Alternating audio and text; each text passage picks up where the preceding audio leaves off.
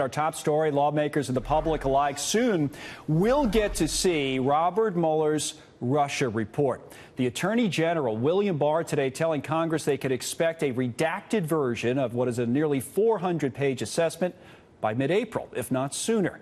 As for President Trump, he says that's just fine by him. Well, I have great confidence in the Attorney General, and if that's what he'd like to do, I have nothing to hide. This was a hoax. This was a witch hunt. I have absolutely nothing to hide.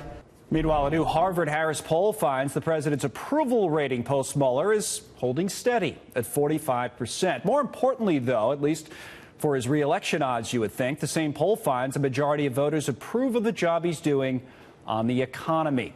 We are indeed now joined by the former Trump 2016 campaign manager, Corey Lewandowski. Corey, good to see you tonight. The president's saying, first of all, on Mueller, and we'll talk about re-election chances in a moment, that, hey, put it out there. I've got nothing to hide. What do you think? I agree with the president 100%. Look, we've said from day one, we knew there was no collusion, there was no cooperation, there was no coordination between us and the Russians. And what we now know are there are specific portions of the Mueller report which cannot legally be disclosed, specifically when it comes to grand jury testimony and those types of issues, which we all understand. But barring that, we want to see the full unredacted report. And we also hope that the president unclassifies the Bruce Orr 302s and those specific pages of the FISA application that we now know were used to spy on Americans. Let's see it all, not just the Mueller report, but all of the evidence. Is it your understanding, though, if there's some information, say, on obstruction, not collusion, that's less than flattering to the president, some evidence that was built up against him, but was not, obviously, according to Bill Barr's summation of things, enough to charge him? If that comes out, could that spell political trouble for the president, do you think? I don't think the president had anything to do with obstruction. It was very clear. As we know, he answered questions that the Mueller team asked him. Those were submitted. And so there was no obstruction. And moreover, you know, the narrative was for a long time, the president's going to fire Bob Mueller. We have to pass a law to protect him.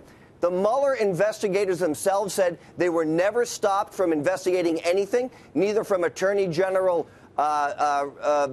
any of them. So not Barr, not his two predecessors, not Whitaker, and none of them. So not Sessions. So the point is, there was no obstruction here whatsoever. Let me talk to you then a little bit about where the president stands right now. And from a political perspective, we said coming in that his poll numbers post-Mueller are holding steady.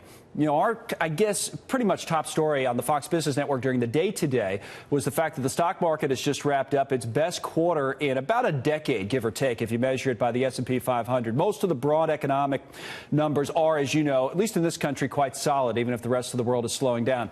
So it's glass half full, glass half empty, right? I mean, I guess I could look at those numbers mid to low 40s and say to you, boy, with that type of economy, that type of economic performance, stock market performance, couldn't you argue this president's numbers should be even higher? And if so, why aren't they?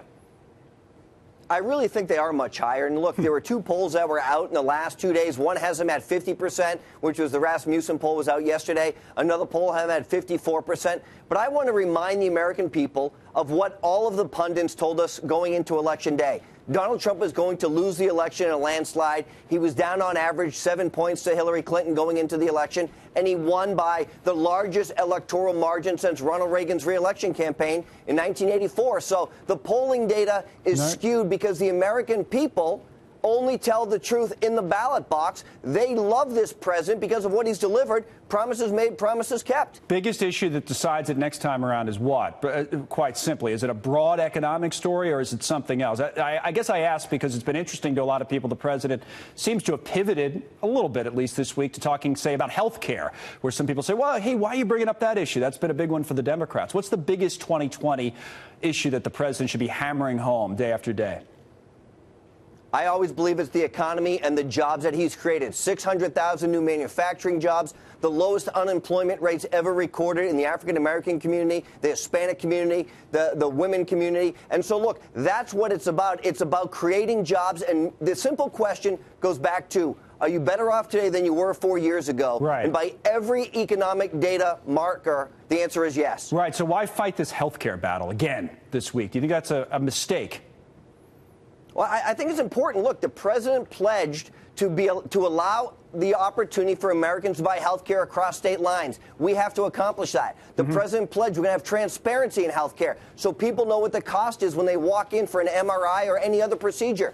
That has to happen. You do those two things, you give people the opportunity to participate in a free market, one that allows you to buy health care from anywhere, like you can your life insurance or your car insurance. Prices will come down. It will cover pre-existing conditions, and it will completely decimate whatever is left of Obamacare. All right, good to see you, Corey. Good discussion tonight. Thanks for coming on with us.